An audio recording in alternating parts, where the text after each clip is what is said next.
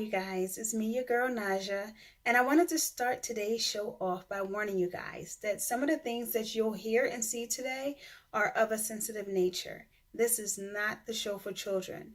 With that being said, this is a conversation that definitely needs to be had between whites, blacks, Asians, Hispanics, what have you. We all need to sit and have this conversation in a rational and adult manner in order for things to change. So, you guys, I hope that you enjoy today's show. Definitely post your thoughts, your comments, like and share this video because I definitely want to hear from you. So, sit back and enjoy today's show.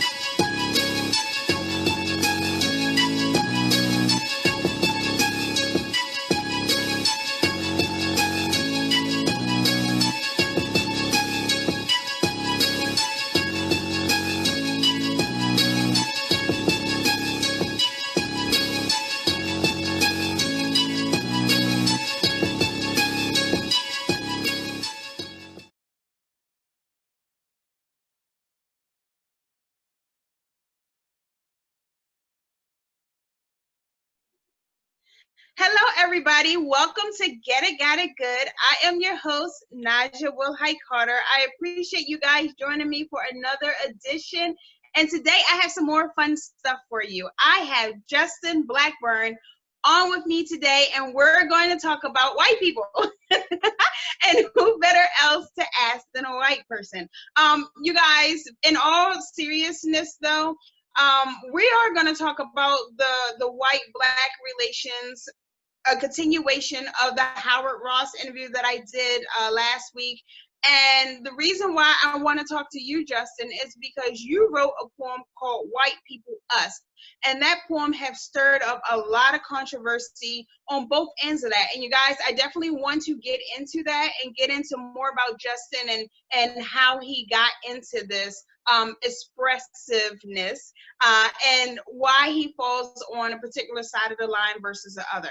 But you guys, before we jump in, I definitely want to take a moment to shout out my sponsors and my networks, which is WBGR, Health and Wellness Channel, as well as Total Entertainment Radio.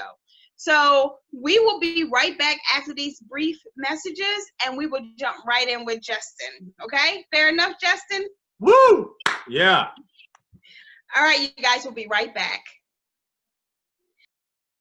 I can't breathe. I can't breathe.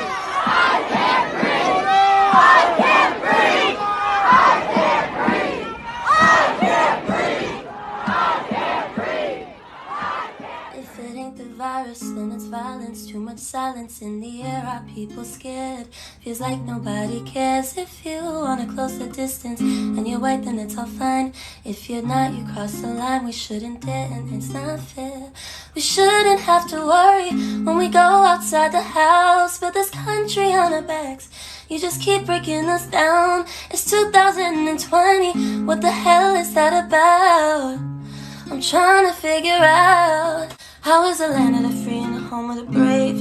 Built off the back of a slave. Black man shot every couple of days. They see you run, they put you in a grave. People dying, mama's crying. It's no longer underlying, and they keep on justifying, but we gotta keep on trying. Rest in peace to all the angels that we lost. We're gonna fight to do what is right, no matter the cost. Welcome back, you guys. As promised, I have Justin Blackburn with us, who is an artist. I love artists, you guys, and not artists in the form of painting, drawing, things like that, but spoken word. So, Justin, you have done a lot of live performances, spoken word. How did you actually get into writing and poetry? It just poured through me when I was a kid. Ever since I can remember, I've been into writing and poetry. Now, were you always expressive as far as the things that pertain to society and different conflicts or tensions? Yeah. I've always, I mean, to the extent that I was aware of it, I think I was a very sensitive kid and could feel, I remember I was in third grade and my teacher was a racist, and she would blame everything on the black kid in our class. And one time she just yelled, she told him to go put your name on the board, his name on the board. And I yelled out, "You go put your name on the board." But I didn't really, I said that I didn't know that she was racist, but I knew that she blamed everything on him unfairly. So I didn't know what racism was when I was 8 years old, but I did feel like an energy that felt unfair. Yeah. So that is a lot where my creativity comes from, is speaking out against things that I feel that we've been conditioned into that isn't our natural spirit. Indeed. Indeed. And you live in the South. So did Yes, you I live in Asheville, North Carolina. at where? Asheville, North Carolina. I was raised in Greer, South Carolina, which is a small town in South Carolina. So because you are white in the South, do you see racism a lot? All the time. I grew up all around it. The people that I knew were racist. A lot of people I knew in my world were racist. I was racist. I grew up racist. So, okay, with that being knowing that there is racism, you may not have been able to coin it at such a young age, but you've seen that there was this inequity. So if you're around all these other like-minded individuals, how then did you go and speak out on something that was the norm for you? Great question. I actually joined a fraternity in college, and the college fraternity that I joined was like insanely racist. Like, these people were like racist to the point that it made me, who was like a guy that made racist jokes, uncomfortable, because it felt like it was in their blood. They were very it's kind of felt like evil, like incredibly evil, even to a person who was a complete idiot like I was. And I took an African-American literature class because I was like, damn, this is insane. And I read. And I read the autobiography of Nat Turner. And, I stopped going to poetry, to frat parties, and I started going to poetry slams. And I started learning more. I started kind of like encompassing myself in Black culture and, talking to Black people about their world. And it dawned on me pretty quickly that the world I grew up in was full of shit. Sure. Sorry if I can use that word. No, lovely way to put it. But in order to open your eyes, you actually took the first steps to educate yourself. Well, what would you say to other white people who don't want to do that or think that their world is the only world, their reality is the only reality? Is there a cure for that? If there is such disease mindset, what would you suggest?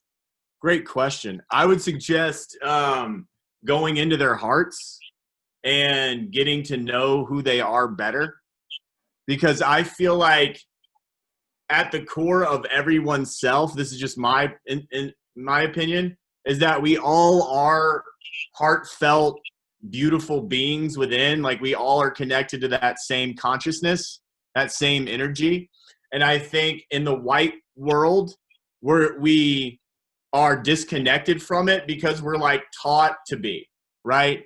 And a lot of white people are so comfortable in their white privilege that they don't feel the things that make them uncomfortable, or like, and they get really afraid and they don't want to feel uncomfortable. And my knowledge, which I do tell them, and this is why I wrote White People Us, and I just finished this article today called White People Must Own Their Racism So They Can Change Their Racism, is that they need to get uncomfortable, that they need to change who they are, that they need to get within themselves and examine who they are so this can stop happening. Like, I see a lot of black friends post like, that could have been me, you know, either the cop, George Floyd, or the man, I can't remember his name right now, who got the cops called on him by the white woman for asking her to follow the rules, right? I see people both posting, could that have been me? So my question to white people is, could that have been you? Could you have been the white person killing George Floyd? Could you have been the white woman calling the cops, lying threats to the cops because a black person said something to you that was fair, right? Could that have been you? So I think it's about examining yourself. And I think that, you know, that's the part of what we need to do as white people, is to challenge other white people to question themselves. So I want to actually get more into that and about why would a white person do that in the first place? What would propel them to go and get uncomfortable? Because as a society, we don't like to get uncomfortable as it is. So why would I then, if I was a white woman, go and question myself when, hey, my life is fine and dandy. I got the privilege. I got the leg up. I got the stature. So when we come right back, I want to delve into that question. Okay, Great question. So guys, stay with us.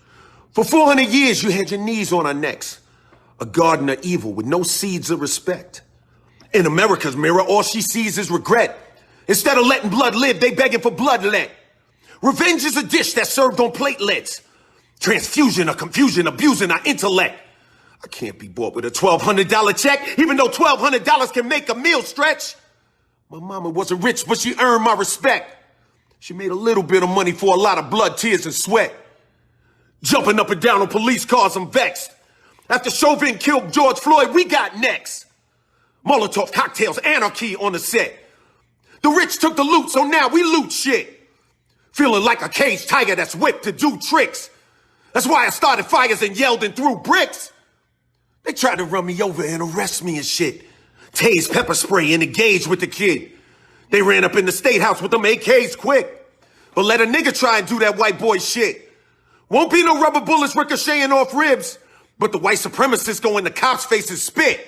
Try to barbecue, Becky call the cops on the kid. Hoping and praying it'd be some Emmett Till shit. Sandra wasn't bland, they hated Mike cause he brown. Trayvon should have had an Aston Martin riding around. Amadou Diallo, it's way too many to follow. Vato, how much of my pride I gotta swallow? God only knows how deep this plan goes. I was dealing with this shit as a teen in Kangos. Harassed by cops, word to my ancestors' souls. And watching that man die slow left a hole. He cried for his mama as the murder unfold. If it wasn't for them phones, Chauvin would be at home. Feeling justified because of George's skin tone. I'm telling it to those with melanin, you're not alone. The new Malcolm, Martin, and Marcuses are now grown. America's a graveyard full of black men's bones. And I ain't got to tell you that Breonna Taylor got slayed in her own home. Had they lived, Sean could have rocked bells. Eric could have garnered attention. Beyond the t-shirts and obituary mentions. Oscar could have been counting grants. Tamir could have went to Rice. They owed them cops nothing, but all of them paid the price. So yeah, you right. We should protect our Second Amendment rights. Cause in a second, a dirty cop could kick the door in at night. A tooth for a tooth and a life for a life. We refuse to live in hell while you living in paradise. Being black in America is like rolling a pair of dice. But the stakes are way higher, you gambling with my life. Black lives matter. Forever. All right, you guys, welcome back. I am in the process of talking to Justin about the white comfort zone, I like to call it, and why, if you recall, why would a white woman or a man go and intentionally get out of their comfort zone? So do you want to answer that question? Yeah, I do. I just want to say that's an amazing question. Why? Because they're not actually happy. It's your comfort zone isn't a real, it's not a real place. It's like this false kind of happiness. And the real happiness, the real passion, the real purpose of life is to find who you are. and who you really are loves everybody and wants the best for everyone and isn't satisfied until everyone is happy. You know what I mean? It's not like, oh, cool, I have this comfortable little house. Like, that's not where real happiness comes from, in my opinion. My opinion, real happiness comes from challenging yourself. And in that challenge of yourself is where you meet the truest happiness. Like, the best relationships I have with people are the people who challenge me, like my partner. Like, I love my partner more than anyone ever. And it's because we've been through a lot and challenged each other. Like, it hasn't been this, like, yay, sunshine, rainbows, shit that white people want. Yeah, most definitely. And they're not happy. Like, they're not, they might pretend to be happy, but how many of these white people are on, you know, Zoloft or whatever, you know, like, honestly, my family is full of conservative white people. They're not happy, you know. So, if that's the case, Justin, how did your family take you? Are they like, are you the outcast, the black sheep? Do they accept you and just don't like that part of your life? How does that work? They get annoyed by me a lot. I can imagine. Yeah, I mean, I'm challenging them, so they get annoyed by me. But at the same time, like, my parents, like, I love my parents. They're my parents. Like, I love them, right? I want the best for them. But I'm not going to, like, not be who I am to them. So, like, my dad will let me have conversations with them at times. My mom is usually like, stop. Okay, I get it. But I'm still going to, like, send her stuff. I'm still going to, like, she did say one time, more on the liberal side because she had me. And she had to be, basically. So I thought that was a cool thing. She's like, yeah, I'm not as Republican as I used to be because of Justin. He basically forced me out of it, which isn't true. I didn't force her, but I do, like, I question her. And you know, I've shared my mom actually really likes White People Us. She's like, that's a really good poem. You did a good job with that. Before we get into White People Us, I want to pause and actually allow you guys to watch this poem. So you guys, take a look at White People Us, and we'll be right back. White people us, upper crust, in God we rust. Use Jesus to be racist, rob land you trust, slave master us. We the sun, you the dust, clean our pus as we rape you with lust, start a fuss? Okay, Civil War us. You fight for us. Emancipation Proclamation, we don't give a fuck. You stay stuck. 40 acres and a mule, don't be a fool. We own the sky, don't look up. No reparation us. Segregation us. Back of that bus. You want rights? Find you in the night, hang you from a tree. Sister, take a picture. Family gathering. But we like the way you sing. We steal your music. You know what makes you feel free? Off you make more money us. You funny to us. Entertain us. Tell us a fable. Eat at our table? You brainless. Start a business? You want to compete? We the bank. What'd you think? Ever heard of Black Wall Street? Burn your church. You nothing worth. Sorry about Martin Luther King. But look how fast you run. Look at you get airborne. Put you in a uniform. Damn, you're better than us. But don't forget, you're still dumb. Plus, we own the team. So we gave you this dream. Nice people us. What? How are we mean? We vulture for your culture. Slavery. Oh, me. That was so long ago. Everything was clean when we set you free. Even gave guns and drugs to your community. Aw, look at the poor kid on crack. It's so sad to be black, but we're not gonna help. All we care about's ourselves, white people us. What up? Oblivious. Elect Trump. Invalidate your feelings. I can't believe you're kneeling. I'm in so much disgust. How do you not love a country about you that doesn't give a fuck?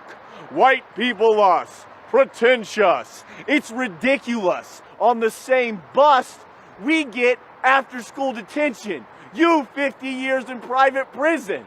We citation. Brock Turner. You murdered. White cop paid vacation. Don't know how to listen. Afraid to lose our position. Don't know what it's like. 'Cause we're white. People, us, need to wake the fuck up. We created this racist society, so obviously it's on us to change it into equality. Fucking duh.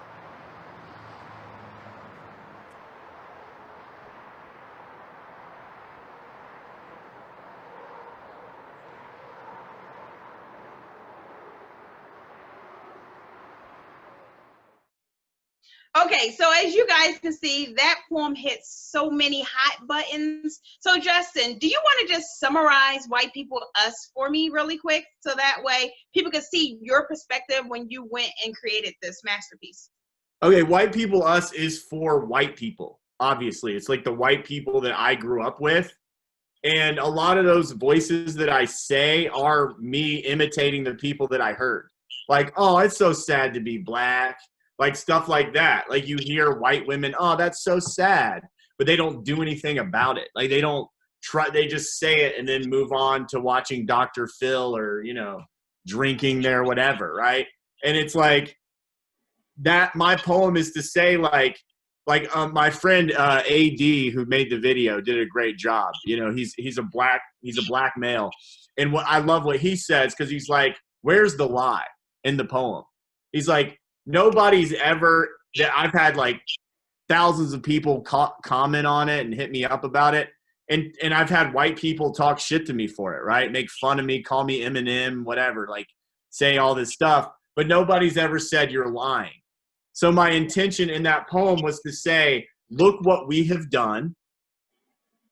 Let's take ownership of what we have done. Let's take ownership of why the black population feels that way towards us, and let's own it. And then when we own it, we can create a dialogue to make a conversation for both parties to find some kind of something, right? I'm not saying it's going to heal everything by any means, but I'm just saying it's like if I just think that so many black people have reached out to me just to say thank you. And on one level, that's beautiful, but on another level, it's sad that it was been this long and they've never heard a white person say that. Yeah. And I think that. Go ahead. No, you got it. No, I was about to say, you've gotten a lot of hate for this from both sides. So, I mean, I can understand the white animosity, but you've gotten death threats and everything else from the black people as well. In my opinion, in the situations at first, it kind of freaked me out, and I blocked them. But then I was just like, "Fuck that! I'm just gonna talk to them." And the handful, probably 10 or 12 times that's happened. When I've reached out to them, everybody's reached out back, and then we've been cool because they think that they don't watch the whole poem, which honestly can make me uncomfortable about performing the poem. Because the poem at first is saying like it's personifying the white man, right? So I've had people not watch the whole poem and think that was me being that character. So I do understand why they would send me a death threat or tell me they're gonna, you know, kick my ass or something. I get that because they only hear the beginning and don't make it to the end. Yeah. Yeah. And then they can construe it however without hearing the whole message. Yeah. So then I'll be like, hey, I'm so sorry. I totally understand that. Do you mind watching the whole message? Because that's not what my intention is. My intention is you got to keep going. And then they keep going and they're like, yo, I'm really sorry. Yeah. Yeah. So, and then from that, you said you just completed an article as well. Yeah. I wrote this, it's called White. I'm also making an album called Unlearning White America. That'll be out soon, but I wrote an article yesterday dealing with all the, the race stuff, because I want I want it to change. I want to do something I want to use my voice, right? Mm-hmm. And I think I have a unique voice and an empowered voice. So yeah, I wrote this article that I'm going to put on like Facebook and Instagram and stuff. It's called "White People Must Own Their Racism So They Can Change Their Racism."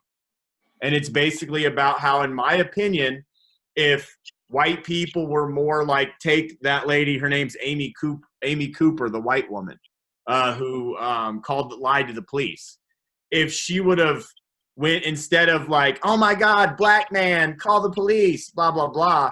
If she would have been like, oh shit, I'm racist.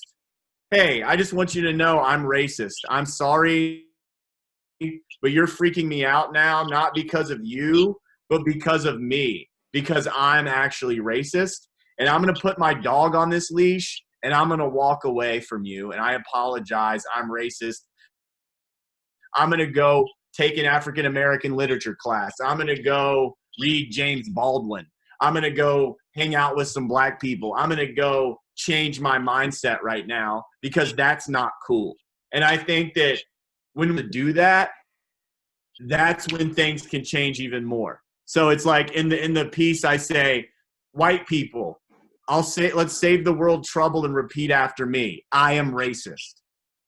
Because I think that that's how you have to admit it to be able to get your mind separation from it so you can heal it.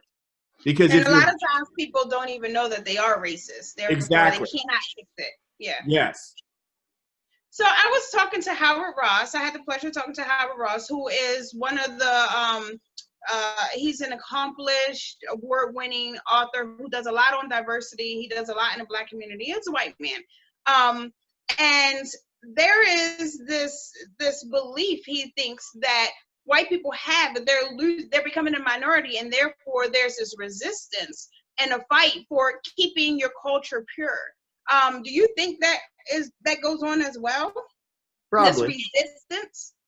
Oh yeah, but I think the resistance is to, I would say in my opinion, the resistance is to like, that is part of it. But I feel like the deeper resistance is to self, is to like their own self-love and their own who they truly are within.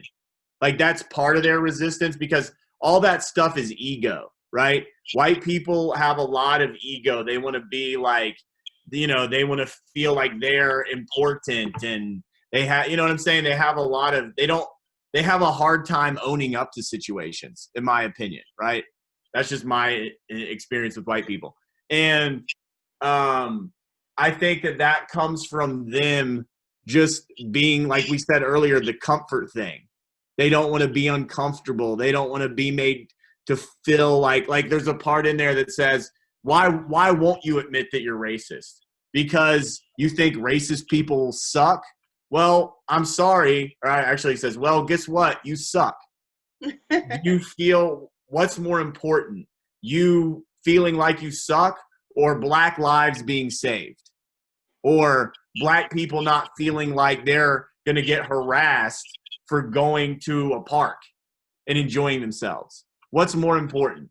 Your little bit of uncomfortableness? Because it's like, once you own it, you realize it's not really that.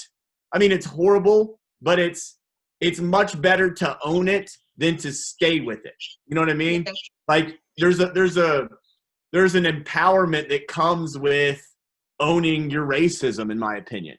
Not that owning and changing it for the intention of changing it, not to be a racist, right? But to change your racism when you're like, wow, I'm a racist, I need to change. They're like, people talk to me about like, a lot of people be like, white guilt, you're all about white guilt. And I'm like, yeah, I feel like white people should have guilt. I think that's a good thing. Like, I like my white guilt. Mm-hmm. If I feel white guilt, I'm like, good.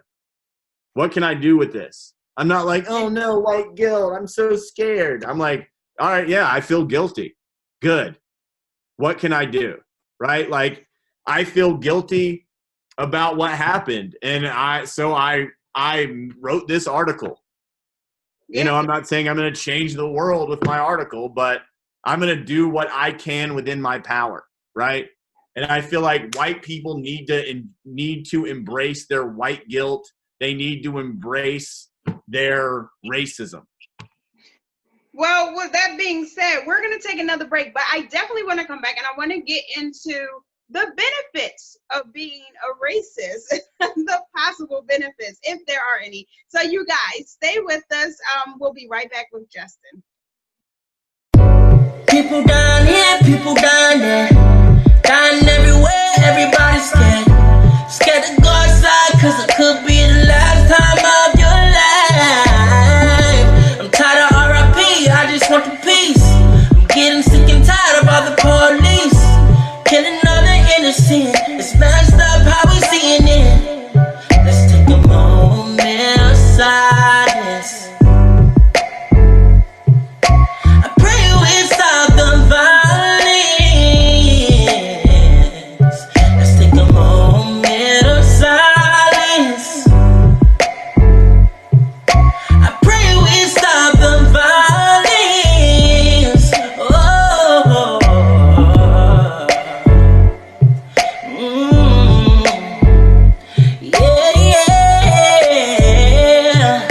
I pray we stop the violence.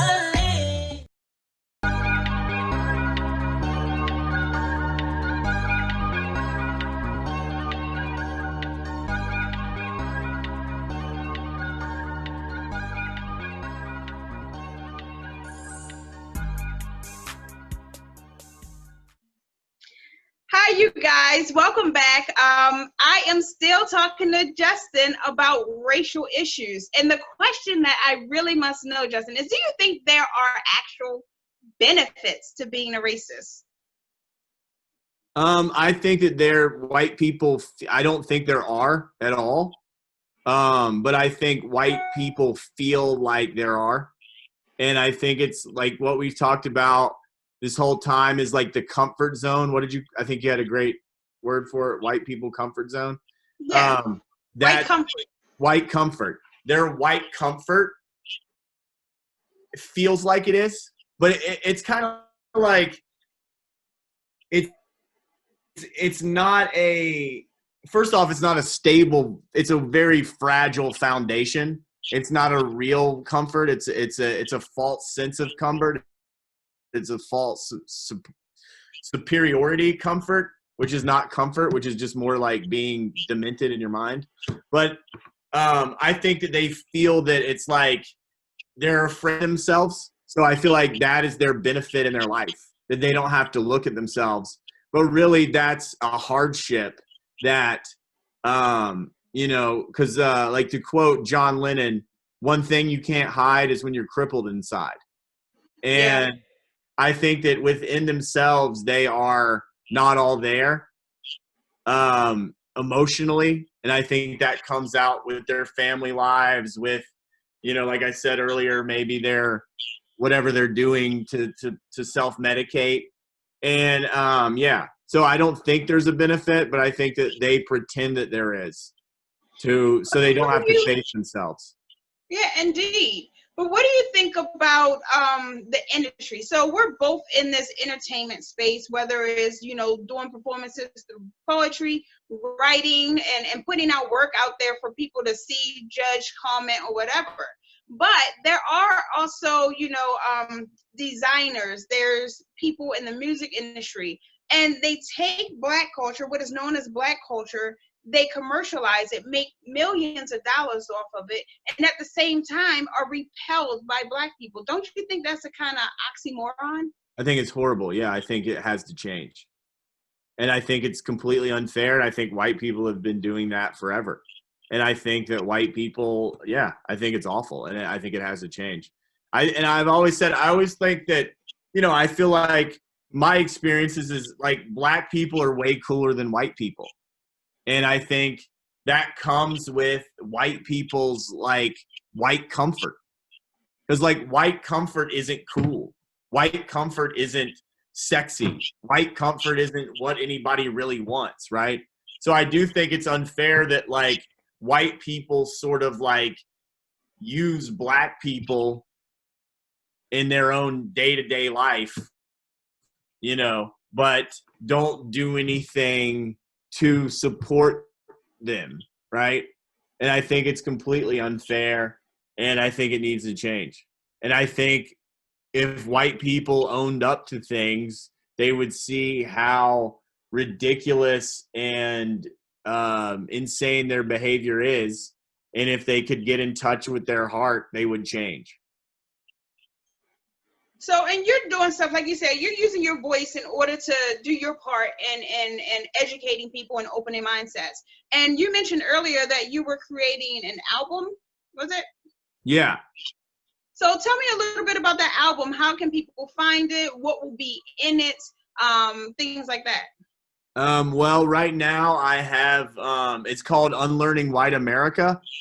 So White People Us will be on it, but I also wrote this poem called Unlearning White America. And I have a poem called American Conditioning and Rich White Daddy, Tell Your Rich White Daddy It's Time for Dinner. The intention of this record is to have songs. I also do stand-up, so there might be a little stand-up on there, is to do songs and things that are confronting white America. The point of it is to unlearn it, whether it's a song or whatever, unlearning what I feel is the white America that white people have been taught. So this album will look like a smorgasbord of poetry, songs, stand-up. Like, how does the album structure? Because I've never actually had or heard a poetry album. So what would you classify it as?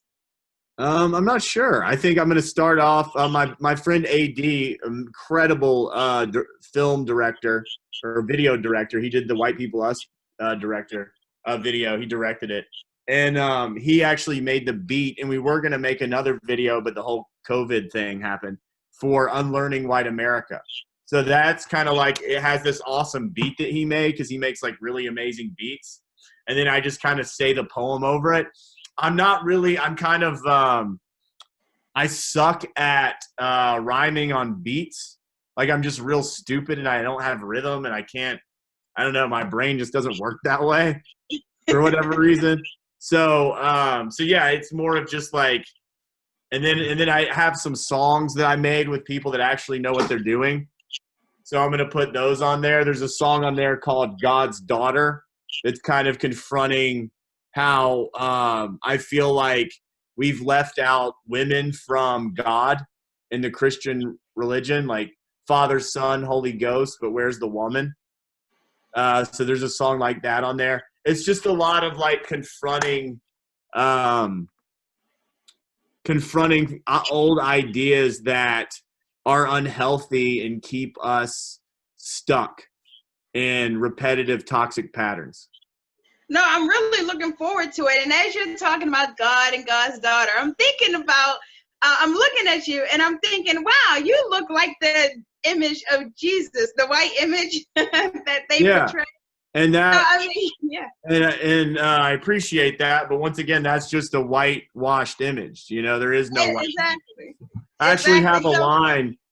I have a line in Unlearning White America where I say, Satan is an actor. Jesus was not a cracker. America was made on white supremacy. God loves you unconditionally.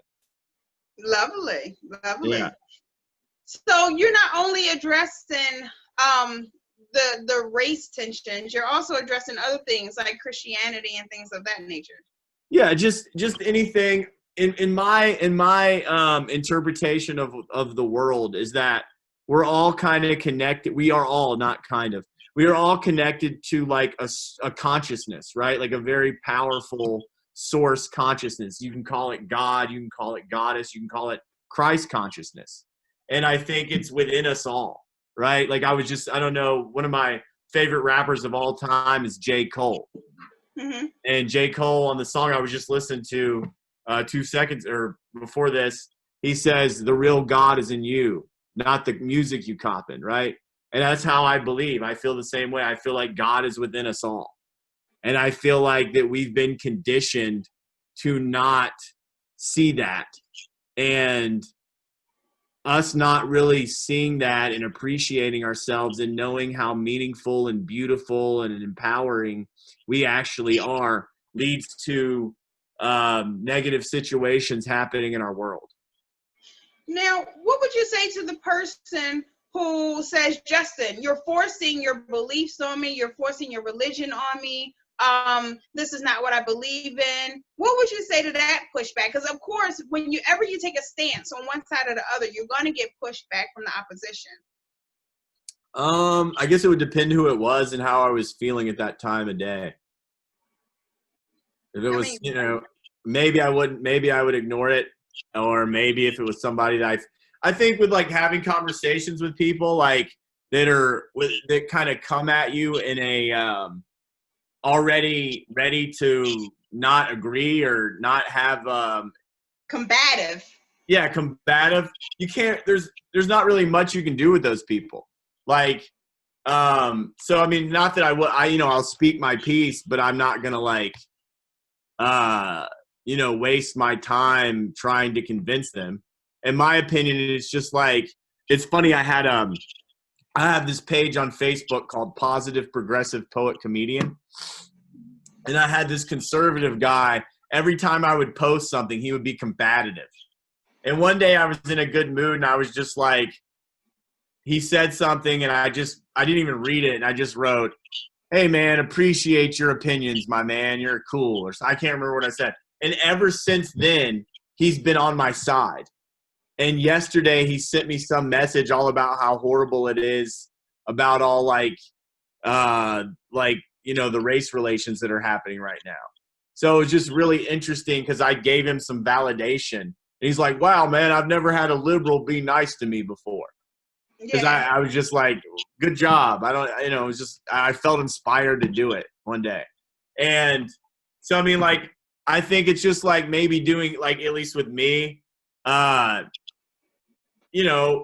be like, I want to be compassionate to people, and I want to because I feel like the way to get people to change is to kind of let them, the best conversations I've had with racists are when we're one-on-one and I can show them I can make them feel comfortable, and then I can show them my side and be like validating of why they think what they think, but also let them know why they think what they think is delusional. And maybe I won't use the word delusional because that word triggers them, but just like I had a really great conversation in like a hotel hot tub with a Confederate flag wheeling guy who was all about the Confederate flag. But afterwards he was like, "Man, I totally understand where you're coming from." And we had like a good talk. I don't know if I did anything for the guy, but I do know if it would have been like 10 of his boys around, they would have probably bullied me, right? Yeah. But because it was just one-on-one with him, you were able to maybe he changed, maybe he didn't. But and it's crazy because we all do come in this world pure, and we learn what we learn from the people around us. And so if you look at babies, if you look at brown babies and white babies and tan babies, and you put them all in a room together, they don't naturally know, "Oh, I don't like this baby because they look this way." They know, "Hey, I want a binky, give me my pacifier, give me the toy." They don't care. Totally. So it's all learned behavior. Yes, 100%. That's what I agree. And I agree with that wholeheartedly. And I feel that because we learned it, we can unlearn it. Yes. And I'm not saying it's easy, and it definitely takes effort, and it definitely takes getting out of white comfort zone, but it's worth doing it, because the way to get back to that pure place you were talking about, you have to. Yeah, most definitely. So Justin, before we wrap up, we have to take just one last break, but I definitely want to come back, and I want to let the people know how they can find you, follow you, support you, comment. I do believe in comments of all kinds, positive, negative, because it do create that dialogue, and it does give people an outlet to express themselves. And hey, it gives that momentum that is needed behind your words, your poetry, to get it out there to the majority, to the masses. So you guys, stay with us. We'll be right back, and we will get all into how we can support, follow, or even disagree with Justin. So you guys, we'll be right back.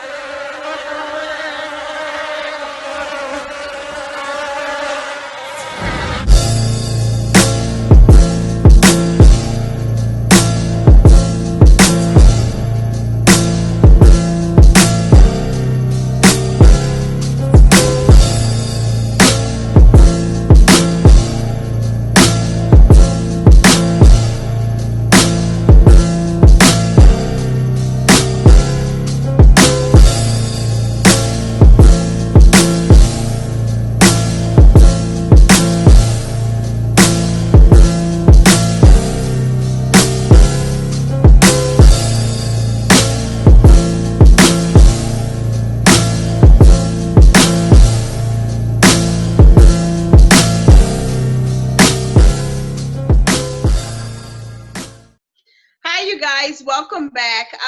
And we're just wrapping up a fascinating conversation that I'm having with Justin Blackburn, and we're talking about unlearning racism, if that is what you've learned, and understanding both sides of the equation from a white man's perspective.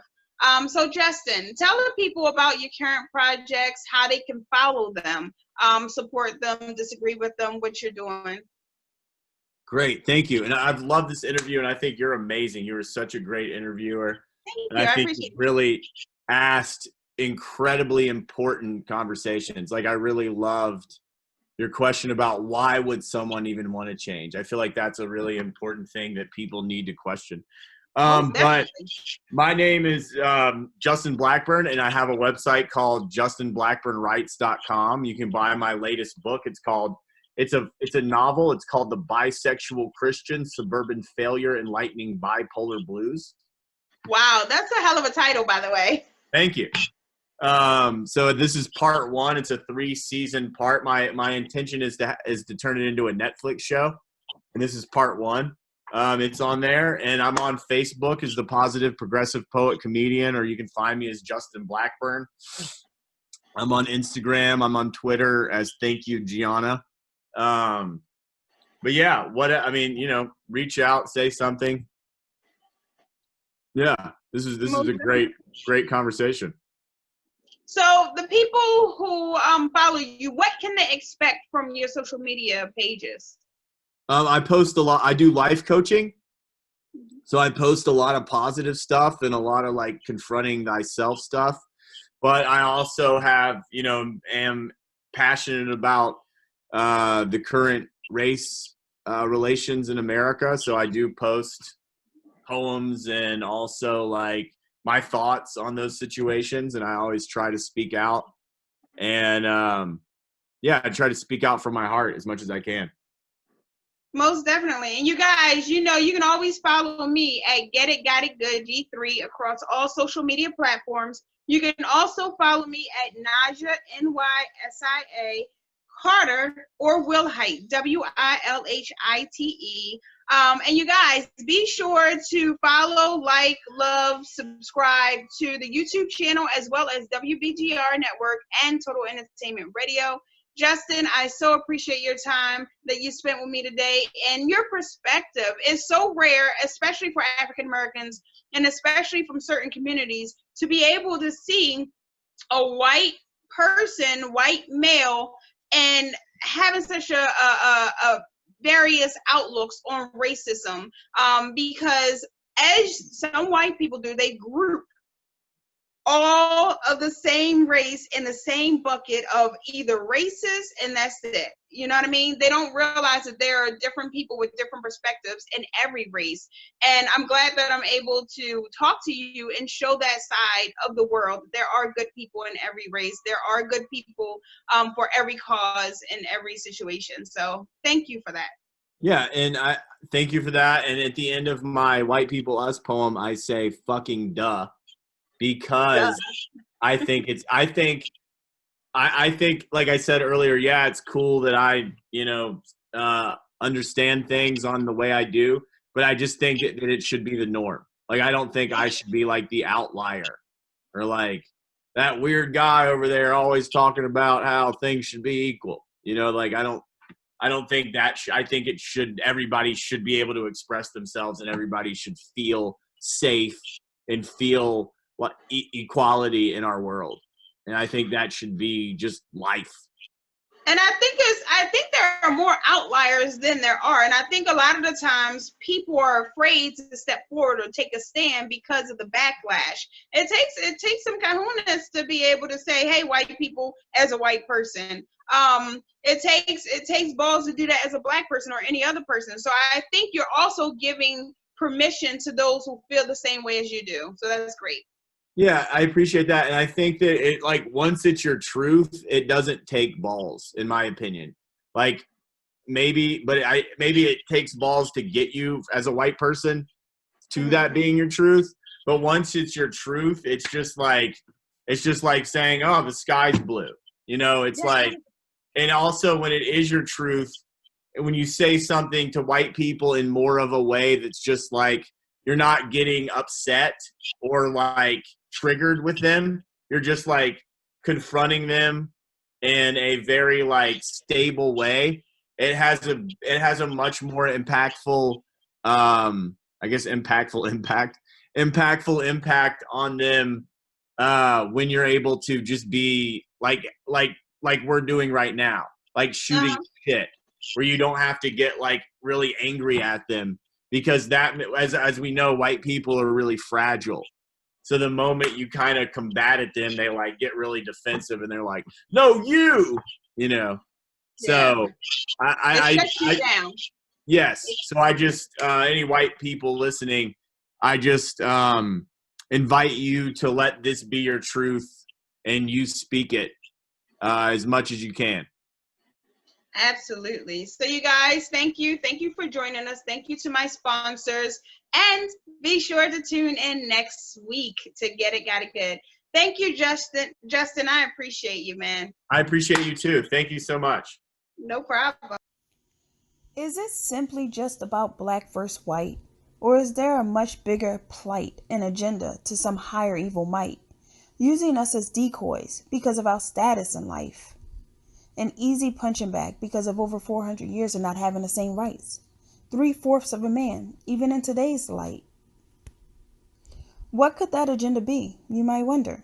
Am I right? Could the real enemy be green instead of black or white? Could it be people value paper over life? Well, of course, that's right. As we see many times on many nights, robbing, shooting, and killing for a bike. But this is much bigger, a community's oversight. Played on a higher level behind the political fights, using people as pawns to push their agendas using media and fright. They want you to have your eyes shut tight, focusing on BS, so what's dark won't come to light. You must shine bright, illuminate what's right in front of your sight. Don't let people pull your strings like a dummy because you won't go home and do your research at night. In your hearts, you know what's right. And if you don't, it's time to wake up, choose a side and fight. No one will be immune. This year in our life, 2020 has taught us that life can change overnight. So you better get right. A day of reckoning is coming, but God's people always lands right.